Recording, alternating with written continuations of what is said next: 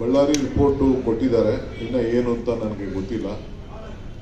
ಈಗ ಅದ್ರ ಬಗ್ಗೆ ನಾನೇನು ಚರ್ಚೆ ಹೋಗುದಿಲ್ಲ, ಎಲ್ಲ ಕ್ಷಮಿಸಬೇಕು. ಆ ಫೋಟೋಗ್ರಾಫ್ಸ್ ಮಾತ್ರ ಇದು ಮಾಡ್ತೀನಿ. ನಾನು ಏನು ಹೇಳ್ತಾರೆ ಅಂತ ನಾನು ಆಮೇಲೆ ಹೇಳ್ತೀನಿ, ನಾನು ಅವರ ಅನುಭವ.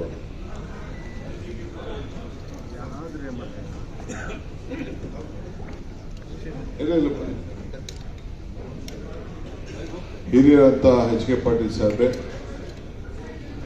ನಮ್ಮ ಗ್ರಾಮೀಣ ಅಭಿವೃದ್ಧಿ ಮಂತ್ರಿಗಳಂತ ಪ್ರಿಯಾಂಕ್ ಖರ್ಗೆ ಅವರೇ, ನಮ್ಮ ಪ್ರಚಾರ ಸಮಿತಿ ಅಧ್ಯಕ್ಷರಾದಂಥ ವಿನಯ್ ಕುಮಾರ್ ಸೋರ್ಕೆ ಅವರೇ, ಇವತ್ತು ಒಂದು ಮಹತ್ವದಂತ ಕರ್ನಾಟಕ ರಾಜ್ಯ ಮಟ್ಟದ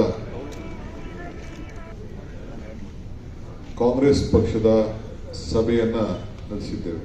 ಮುಖಂಡರ ಸಭೆ. ನಮ್ಮ MLAಗಳು, MLCಗಳು ಮತ್ತು ನಮ್ಮ MPಗಳು ಮತ್ತು ನಮ್ಮ ACC ಸೆಕ್ರೆಟರಿಗಳು ಇಷ್ಟನ್ನ ಆಹ್ವಾನಿಸಿ ಒಂದು ಸಭೆಯನ್ನ ನಡೆಸಿದ್ದೇವೆ. ಈ ಸಭೆಯ ಉದ್ದೇಶ ಮಹಾತ್ಮ ಗಾಂಧೀಜಿ ಗ್ರಾಮೀಣ ಉದ್ಯೋಗ ಖಾತ್ರಿ ಯೋಜನೆ ಏನು, ಆ ಯೋಜನೆಯನ್ನ ತೆಗೆದಾಕಿ, ಆ ಕಾನೂನನ್ನ ತೆಗೆದಾಕಿ ಹೊಸದಾಗಿ VB ಗ್ರಾಮ್ ಜಿ ಬಿಲ್ ಅಂತೇಳಿ ಏನು ಹೊಸದಾಗಿ ತಯಾರು ಮಾಡಿ ಇಡೀ ದೇಶಕ್ಕೆ ಒಂದು ಆಶ್ಚರ್ಯವನ್ನ ಉಂಟು ಮಾಡಿದ್ದಾರೆ. ಅದರ ವಿರುದ್ಧವಾಗಿ ಚರ್ಚೆ ಮಾಡಿ ಮುಂದಿನ ರೂಪರೇಷೆಗಳನ್ನ ರೂಪಿಸಲಿಕ್ಕೋಸ್ಕರ ಈ ಒಂದು VB ಗ್ರಾಮ್ ಜಿ ಬಿಲ್ ವಾಪಸ್ ಪಡಿಬೇಕು, ನಮ್ಮ ಮಹಾತ್ಮ ಗಾಂಧೀಜಿ ಉದ್ಯೋಗ ಖಾತ್ರಿ ಯೋಜನೆ ಬಿಲ್ ವಾಪಸ್ ಅನುಷ್ಠಾನಕ್ಕೆ ತರಬೇಕು ಅಂತ ಹೇಳಿ ನಮ್ಮ ಹೋರಾಟದ ರೂಪರೇಷೆಗಳನ್ನು ಪ್ರಾರಂಭ ಮಾಡಲಿಕ್ಕೆ ಇವತ್ತು ಸಭೆಯನ್ನ ಕರೆದಿದ್ದೇವೆ. ಬೆಳಗ್ಗೆ ಮುಖ್ಯಮಂತ್ರಿಗಳ ಸಮ್ಮುಖದಲ್ಲಿ ಕ್ಯಾಬಿನೆಟ್ ಅಲ್ಲೂ ಕೂಡ ಈ ವಿಚಾರ ಚರ್ಚೆ ಮಾಡಿದ್ದೇವೆ. ಇಲ್ಲೂ ಕೂಡ ಎಲ್ಲ ಶಾಸಕರುಗಳ ಜೊತೆಯಲ್ಲಿ ಚರ್ಚೆ ಮಾಡಿದ್ದೇವೆ. ಸದ್ಯದಲ್ಲೇ ನಾನು ವಿಧಾನಸಭೆಯಲ್ಲಿ ಸ್ವತಂತ್ರ ಅಭ್ಯರ್ಥಿಗಳು, ನಮ್ಮ ಪಕ್ಷದ ಪದಾಧಿಕಾರಿಗಳು, ಜಿಲ್ಲಾಧ್ಯಕ್ಷರು, ಬ್ಲಾಕ್ ಅಧ್ಯಕ್ಷರುಗಳ ಸಭೆಯನ್ನು ಕೂಡ ಸದ್ಯಕ್ಕೆ ನಾನು ಕರೀತಾ ಇದ್ದೇನೆ. ಆ ದಿನಾಂಕವನ್ನು ನಿಮಗೆ ನಾನು ತಿಳಿಸ್ತೇನೆ. ಅದನ್ನು ನಮ್ಮ ಕಾಂಗ್ರೆಸ್ ಕಚೇರಿಯಲ್ಲಿ ನಾನು ಕರೀತೇನೆ. ಇವತ್ತು ಪ್ರಮುಖವಾದಂತಹ ನಿರ್ಣಯ ಏನು ನಾವು ಮಾಡಿದ್ದೀವಿ ಅಂದ್ರೆ, ಇದು ದೇಶಕ್ಕೆ ಒಂದು ದೊಡ್ಡ ಮಾರಕ. ನಮಗೆ ಈ ಒಂದು ನರೇಗಾ, ಮನ್ರೇಗಾ ಪುನರ್ಸ್ಥಾಪನೆ ಮಾಡಲಿಕ್ಕೆ ನಮ್ಮ ಹೋರಾಟ ಒಂದು ಪ್ರಾರಂಭವನ್ನ ಮಾಡಲಿಕ್ಕೆ ರೂಪಿಸ್ತಾ ಇದ್ದೇವೆ. ಮೊದಲನೆಯ ದೊಡ್ಡ ಬೃಹತ್ವಾದಂತಹ ತೀರ್ಮಾನ ಏನಪ್ಪಾ ಅಂದ್ರೆ, ಸದ್ಯದಲ್ಲೇ ಒಂದು 3 ದಿನದಲ್ಲಿ ಎಲ್ಲ ಜಿಲ್ಲಾ ಕೇಂದ್ರಗಳಲ್ಲಿ ನಮ್ಮ ಡಿಸ್ಟ್ರಿಕ್ಟ್ ಮಿನಿಸ್ಟರ್ಸು, ನಮ್ಮ ಶಾಸಕರು ಈ ವಿಚಾರವಾಗಿ ಅವರು ಮಾಧ್ಯಮವನ್ನ ಉದ್ದೇಶಿಸಿ ಮಾತನಾಡ್ತಾರೆ.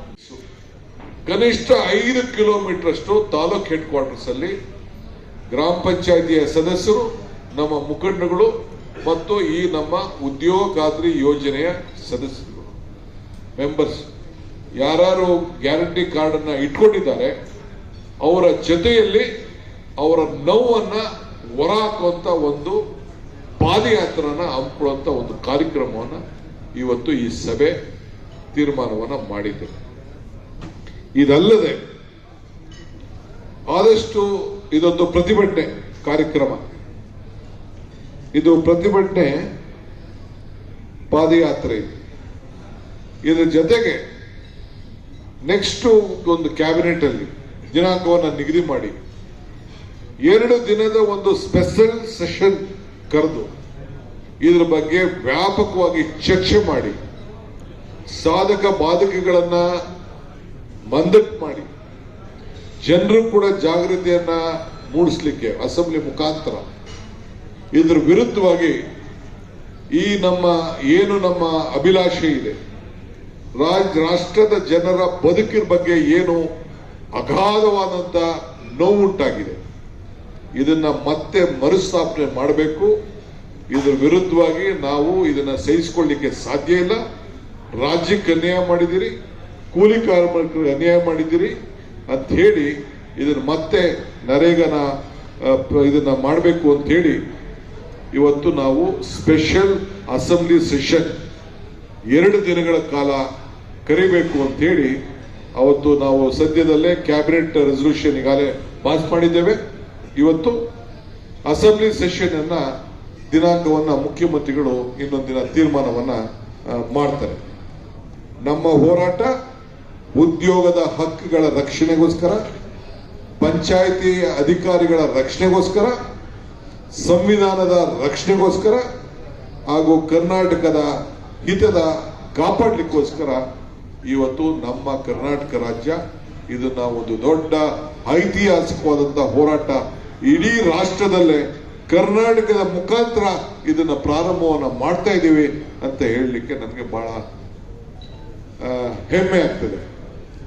ಬಡವರ ಸ್ವಾಭಿಮಾನಕ್ಕೆ ಇವತ್ತು ಏನು ತೊಂದರೆ ಆಗಿದೆ, ಒಂದು ಸ್ಪೆಷಲ್ ಸೆಷನ್, ಒಂದು 5 ರಿಂದ 10 ಕಿಲೋಮೀಟರ್ ಊರ ಅಗಲಕ್ಕೂ ತಾಲೂಕು ಹೆಡ್ ಕ್ವಾರ್ಟರ್ಸ್ ಅಲ್ಲಿ ಒಂದು ಪಾದಯಾತ್ರೆ, ಪ್ರತಿ ಪಂಚಾಯಿತಿಯಲ್ಲೂ ಒಂದು ಕಾರ್ಯಕ್ರಮ, ಧರಣಿಗಳು ಮತ್ತು ಮಾಧ್ಯಮ ಗೋಷ್ಠಿಗಳು ಮತ್ತು ಜನರನ್ನ ಜಾಗೃತಿ ಮೂಡಿಸುವಂತ ಕೆಲಸವನ್ನ ಇವತ್ತು ಕಾಂಗ್ರೆಸ್ ಪಕ್ಷ, ಕರ್ನಾಟಕ ಪ್ರದೇಶ ಕಾಂಗ್ರೆಸ್ ಪಕ್ಷ ಸರ್ಕಾರದ ಜೊತೆಯಲ್ಲಿ ಸರ್ಕಾರ ಕೂಡ, ಯಾಕೆಂದ್ರೆ ಸರ್ಕಾರ ಎಲ್ಲ ಜನರನ್ನ ರಕ್ಷಣೆ ಮಾಡಬೇಕಾದ್ದು ಪಕ್ಷದ ಜವಾಬ್ದಾರಿ ಒಂದೇ ಅಲ್ಲ, ಸರ್ಕಾರದ ಜವಾಬ್ದಾರಿ ಆಗಿರೋದ್ರಿಂದ ಈ ಒಂದು ಐತಿಹಾಸಿಕ ತೀರ್ಮಾನವನ್ನ ನಾವು ತೆಗೆದುಕೊಂಡಿದ್ದೇವೆ.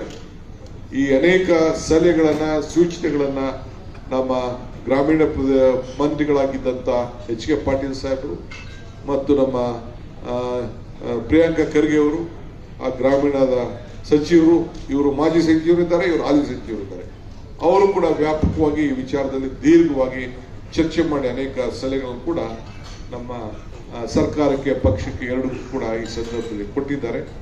ಈ ವಿಚಾರಗಳನ್ನ ತಮ್ಮ ಗಮನಕ್ಕೆ ನಾನು ತಿಳಿಸ್ತಾ ಇದ್ದೇನೆ. ಸೊ ಇನ್ ಕೆಲವು ಪ್ರೋಗ್ರಾಮ್ಸ್ ಇದೆ, ನಾನು ಆಮೇಲೆ ನಿಮಗೆ ಇದನ್ನ ನೆಕ್ಸ್ಟ್ ನಾನು ಆ ಮೀಟಿಂಗ್ ಅಲ್ಲಿ ನಮ್ಮ ಕಾರ್ಯಕರ್ತರನ್ನ, ನಮ್ಮ ಮುಖಂಡಗಳನ್ನ ಕರೆದು ಚರ್ಚೆ ಮಾಡಿ ತಮ್ಮ ಗಮನವನ್ನ ಸೆಳೆದಿದ್ದೇನೆ ಅನ್ನೋ ಮಾತನ್ನ ಈ ಸಂದರ್ಭದಲ್ಲಿ ತಿಳಿಲಿಕ್ಕೆ ನಾನು ಬಯಸ್ತೇನೆ. ಎಲ್ಲರೂ ನಾವಿಲ್ಲಿಂದ ಹೊರಗಡೆ ಹೋದಾಗ ಅವರು ನಮ್ಮಿಂದ ಬರ್ತಾರೆ.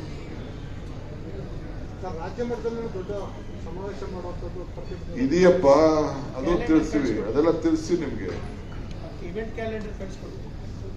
Division level, district level, state level ಎಲ್ಲ ತಿಳಿಸ್ತೀವಿ ನಿಮ್ಗೆ, ತಿಳಿಸ್ತೀವಿ. ಒಂದೇ ದಿನಕ್ಕೆ ಇಷ್ಟು ನಾವು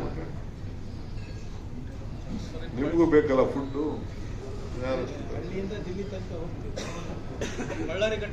ದಯವಿಟ್ಟು ಊಟ ಮಾಡದೆ ಎಲ್ಲರೂ ಹೋಗ್ಬೇಕು. ತಮಗೂ ಊಟಕ್ಕೆ ನಾನು ಆಹ್ವಾನಿಸ್ತಾ ಇದ್ದೀನಿ, ದಯವಿಟ್ಟು ಎಲ್ಲ ಊಟ ಮಾಡಬೇಕು. ಈಗ ನನ್ನ ಕೊಟ್ಟಿದ್ದಾರಷ್ಟೇ, ನಾನು ಇನ್ನ ಏನು ಒಂದು ಪೇಜು ತೆಗೆದು ನೋಡಿಲ್ಲ, ನೋಡಾದ್ಮೇಲೆ ಖಂಡಿತ ನಿಮ್ಗೆಲ್ಲ ತಿಳಿಸ್ತೀನಿ. ಥ್ಯಾಂಕ್ ಯು, ನಮಸ್ಕಾರ. ದಯವಿಟ್ಟು ಊಟ ಮಾಡ್ಬಿಟ್ಟು. ಈಗ ಸದ್ಯಕ್ಕೆ ಇಷ್ಟು ಮಾತ್ರ ತಿಳಿಸ್ತಾ ಇದ್ದೀನಿ ನಿಮಗೆ. ಅದೆಲ್ಲ ನಾವು ವ್ಯಾಪಕವಾಗಿ ಬೇರೆ ಪಕ್ಷದಲ್ಲಿ ಚರ್ಚೆ ಮಾಡಬೇಕು, ಹೈಕಮಾಂಡ್ ಚರ್ಚೆ ಮಾಡಬೇಕು. ಈಗ ಸದ್ಯಕ್ಕೆ ನಾನು ಅದನ್ನು ಪ್ರಸ್ತಾವನೆ ಮಾಡಬಹುದು. ಇದು ಸ್ಟೇಟ್ ಲೆವೆಲ್ ನಾವು ಕರಿತೀವಿ. ರಾಜ್ಯ ಮಟ್ಟಕ್ಕೆ ಸಂಬಂಧಪಟ್ಟಂತಾರೆ ಅನೇಕರು ಇಲ್ಲಿ ಇದ್ದಾರೆ, ಸಂಘಟನೆಗಾರರಿದ್ದಾರೆ, ಸೋಷಿಯಲ್ ಗ್ರೂಪ್ನವರಿದ್ದಾರೆ, ಮಹಿಳಾ ಸಂಘದವರಿದ್ದಾರೆ, ಎಲ್ಲರೂ ಇದ್ದಾರೆ. ಅವ್ರನ್ನೆಲ್ಲ ಕೂಡ ಇಲ್ಲಿ ರಾಜ್ಯ ಮಟ್ಟದಲ್ಲಿ ಕರೆದು ಫಸ್ಟ್ ಚರ್ಚೆ ಮಾಡ್ತೀವಿ. ಅದು ರಾಷ್ಟ್ರ ಮಟ್ಟದಲ್ಲಿ ಆಮೇಲೆ ಮಿಕ್ಕಿದ ವಿಚಾರ ಮಾತಾಡ್ತೀವಿ. ಈಗ ನಾನು ಡೇಟ್ ಕೊಟ್ಟಲ್ಲ, ಕ್ಯಾಬಿನೆಟ್ ಇವತ್ತು ರೆಸಲ್ಯೂಷನ್ ಪಾಸ್ ಮಾಡಿದೆ. ನೆಕ್ಸ್ಟ್ ಒಂದು date emergency session, 2 days session, special session ಇದನ್ನು ನಾವು ಮಾಡ್ತಾ ಇದ್ದೇವೆ ಇದ್ರ ಬಗ್ಗೆ. ಸೊ ನಮ್ಮ ಈ ಪಾದಯಾತ್ರೆ ಹೆಸರು ಮನ್ರೇಗಾ ಉಳಿಲಿಕ್ಕೆ, ಬಚಾವ್ ಮಾಡಲಿಕ್ಕೆ ಪ್ರತಿಭಟನಾ ಪಾದಯಾತ್ರೆ. ಪ್ರತಿ ತಾಲೂಕ್ ಹೆಡ್ ಕ್ವಾರ್ಟರ್ಸ್ ಅಲ್ಲೂ ಮಿನಿಮಮ್ 5 ಕಿಲೋಮೀಟರ್ ಊರ ಅಗಲ ಎಷ್ಟು ಉದ್ದ ಇರ್ತದ ಅಷ್ಟು ಆ ಉದ್ದ ಮಟ್ಟಕ್ಕೆ ಊರು ಪ್ರಾರಂಭ ಆಗಿದ್ದರಿಂದ ಕೊನೆವರೆಗೂ ಮಾಡಿ ಕೊನೆಗೆ ತಾಲೂಕು ಆಫೀಸ್ಗೆ ಹೋಗಿ ಅವರು ಅರ್ಜಿಯನ್ನು ಕೊಡುವಂಥ ಕೆಲಸವನ್ನು ಅವರು ಮಾಡ್ತಾರೆ. ಸೊ ಎಲ್ಲ ಮಂತ್ರಿಗಳು ಹೋಗಿ ಪ್ರೆಸ್ ಕಾನ್ಫರೆನ್ಸ್ ಮಾಡ್ತಾರೆ, ಎಲ್ಲ ಜನಪ್ರತಿನಿಧಿಗಳು ಇದಕ್ಕೆ ಪಾರ್ಟಿಸಿಪೇಟ್ ಮಾಡ್ತಾರೆ. ಅರಿವು ಮೂಡಿಸುವಂಥ ಕೆಲಸವನ್ನು ನಮ್ಮ ಉದ್ಯೋಗಗೋಸ್ಕರ ದುಡಿತಾ ಇದ್ದಂಥ ಜನರ ಪರವಾಗಿ, ಪಂಚಾಯತಿಗಳ ಪರವಾಗಿ ನಿಂತ್ಕೊಳ್ಳಿಕ್ಕೆ ಈ ತೀರ್ಮಾನ ನಾವು ಮಾಡಿದ್ದೇವೆ. ಎಲ್ಲ ಪಂಚಾಯಿತಿಯ ಸದಸ್ಯರ ಹಕ್ಕನ್ನ ಇವತ್ತು ಕೇಂದ್ರ ಸರ್ಕಾರ ಕಿತ್ಕೊಂಡಿದೆ. ಅದನ್ನ ಮರುಸ್ಥಾಪನೆ ಮಾಡಬೇಕು, ಅವ್ರಿಗೆ ಶಕ್ತಿ ತುಂಬಬೇಕು ಅಂತ ಈ ತೀರ್ಮಾನವನ್ನು ತೆಗೆದುಕೊಂಡಿದ್ದಾರೆ, ಮೂಡಿಸ್ತಾರೆ. ಎರಡನೇದು, ತಾಲೂಕ್ ಲೆವೆಲ್ ಅಲ್ಲಿ ಮತ್ತು ಗ್ರಾಮ ಪಂಚಾಯತಿ ಮಟ್ಟದಲ್ಲಿ ಪ್ರತಿಯೊಂದು ಅಲ್ಲೂ ಕೂಡ ಇದರ ಪ್ರತಿಭಟನೆ ಕಾರ್ಯಕ್ರಮವನ್ನು ವಿವಿಧ ರೀತಿಯಲ್ಲಿ ಹಮ್ಮಿಕೊಳ್ತಾರೆ. ಆ ಕಾರ್ಯಕ್ರಮವನ್ನು ತಮಗೂ ಕೂಡ ನಾನು ತಿಳಿಸ್ತೇನೆ. ಜೊತೆಯಲ್ಲಿ ಅದಲ್ಲದೆ ಪ್ರತಿ ಪಂಚಾಯಿತಿಲೂ ಕೂಡ ಇದರ ಬಗ್ಗೆ ಒಂದು ಸಭೆಗಳನ್ನು ನಡೆಸಿ ಗ್ರಾಮ ಪಂಚಾಯಿತಿಗಳಲ್ಲಿ ಅವರ ಆಚಾರ ವಿಚಾರಗಳನ್ನು ಚರ್ಚೆ ಮಾಡಿ, ಅವರು ಆಗ್ತಾ ಇರೋಂಥ ಅನ್ಯಾಯಗಳನ್ನ ಚರ್ಚೆ ಮಾಡಿ. ಏಕೆಂದ್ರೆ ಇಲ್ಲಿ 6,000 ಕೋಟಿ ರೂಪಾಯಿ ಅಷ್ಟು ಪ್ರತಿ ವರ್ಷ ಪಂಚಾಯಿತಿಗಳಲ್ಲಿ ಕೆಲಸ ನಡೀತಾ ಇತ್ತು, ಉದ್ಯೋಗ ಸಿಗ್ತಾ ಇತ್ತು. ಗ್ರಾಮೀಣ ಪ್ರದೇಶದ ಜನರ ಆರ್ಥಿಕ ಪರಿಸ್ಥಿತಿ ಏನು ನಮ್ಮ ಹಕ್ಕಿತ್ತಲ್ಲ, ಅವರ ಹಕ್ಕು, ಉದ್ಯೋಗದ ಹಕ್ಕು, ಆ ಹಕ್ಕನ್ನ ಇವತ್ತು ಅವರು ಕಿತ್ಕೊಂಡಿದ್ದಾರೆ.